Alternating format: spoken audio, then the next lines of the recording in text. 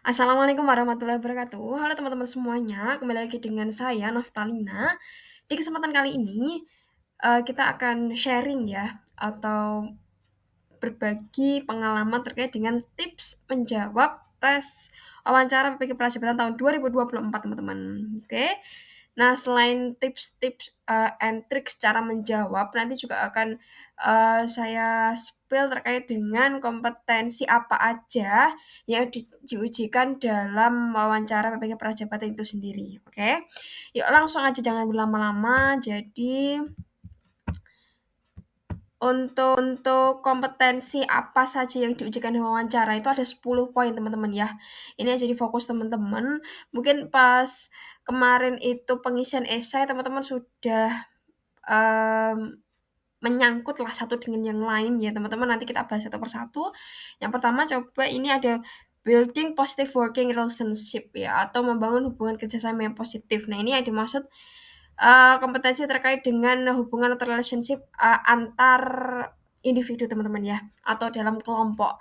Misal teman-teman berada di dalam lingkungan sekolah yang bagaimana, itu bagaimana teman-teman itu bisa berinteraksi dengan lingkungan baru, kerjasama antar kelompok guru misal kayak gitu, caranya teman-teman gimana. Nah itu terkait dengan kompetensi yang diujikan teman-teman ya. Kemudian yang kedua itu adalah coaching atau pembinaan teman-teman. Kemudian yang ketiga itu adalah compelling compelling ya, atau komunikasi yang menarik.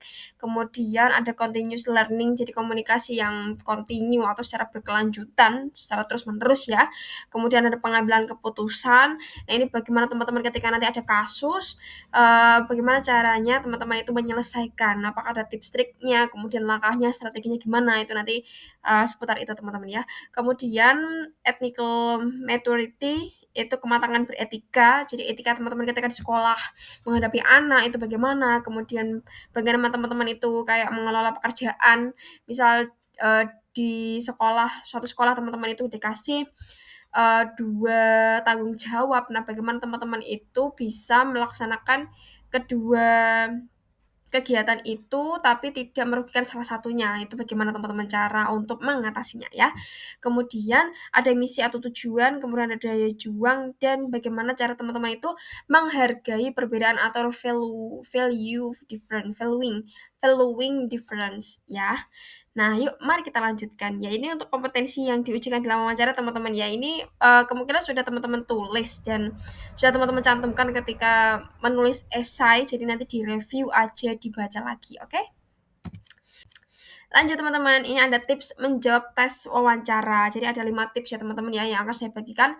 Tips yang pertama itu adalah teman-teman, jawablah ya setiap pertanyaan yang diberikan oleh asesor itu, jawab sebaik mungkin ya teman-teman ya, jujur, fakta, dan jangan terlalu berlebihan atau melebih-lebihkan atau membaik-baikkan ya teman-teman ya.